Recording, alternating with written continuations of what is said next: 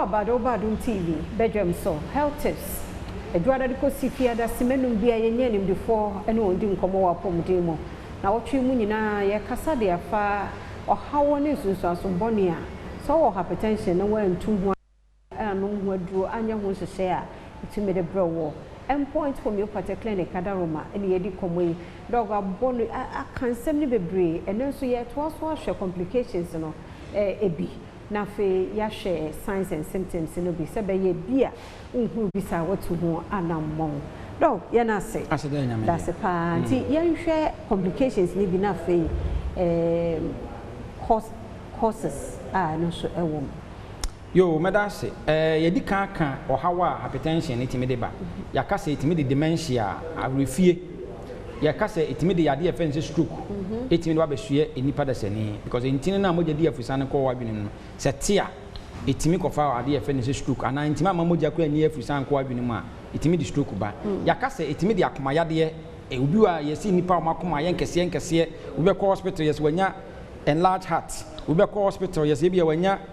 heart failure we be hwemu no ne free yade e fene say hypertension ya sa ka say etimi kofa yade a ye fene say kidney yade etimi e de ba enti hypertension kro no ano etimi ko na ade ba ko say etimi ne ba no say mama bebre no adobenada hypertension no because mpem bebre no say be ma betimi ne oba ahia o say moja akoma ne pompi moja ne ma moja ne timi e rush ba oba manim enti wo behwe bebere no an obi ya hypertensive a moja no a ka akoma no pompe no enam se ntini masisi ni ntini moja no dodo no antimi nwuzi ema akoma ni ema be menem enti bo se ni se nipa de se ni bebere no a no especially obo mo pressure na wosoro pa no obo se na ama na hoden e wo mpa so no na abafom enti atimi de ba ena ma no kora wa hypertension no omo so de ne se etimi kofa bibia ye beka ne se ema libido ne kofom because oba so ne be ma hia de be ma oba no so no atenka akosoro ama ne de wanya ne de pakese pa ne se moja e rush ba oba anim enti oba wo hypertension ne moja ne ntimi ma ne ba ne ho no enti asa no so ma na tenka no to ba bi wo ha atenka no e wo fom kora ana wo ne oba ma ne hia kora no wo se na wonya dryness e wo na se eno so etimi kofa ohawo etimi de ba asa na hypertension ya ewo hoyi ehunsu chese ye ka ehunsu nsanso no bebre hypertension kura no so oba anyam na okonya hypertension otimi konya miscarriage entimi mamoja ntimi inflow nko awode anim oba anyam na enti oba anyam no konya hypertension aye serious ebi wo akora no se wotimi nyam kura no odu be 7 months a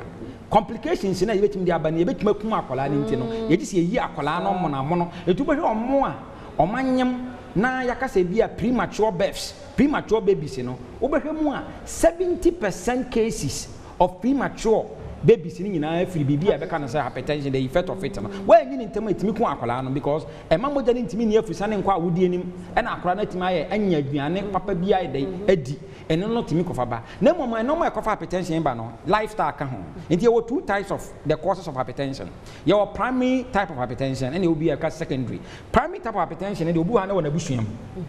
obi ha na age o nyini no na mobility kwan ya faso moving no nko no ba no abrase etimi kofa sa ade ne ba na momo hwe the secondary type of hypertension no a ye yan ne kofa to ye ho so your lifestyle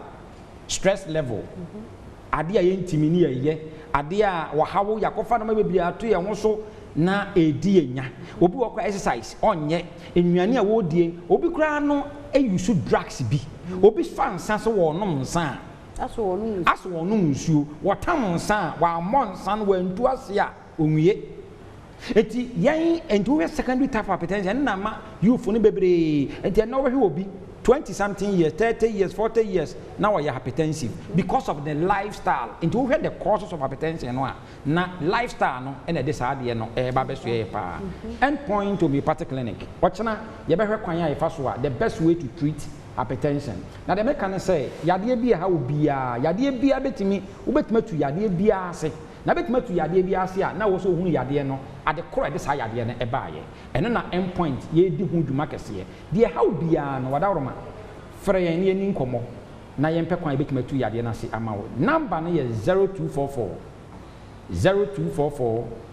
86 70 68 0244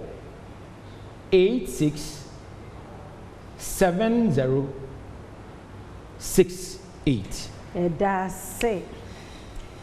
Dr. Eduboate na yete ne nka no chance abri ya wada wo masa kan yo ho na ye nto so. Ade pa che ne nkwa modin wo ha e beto so.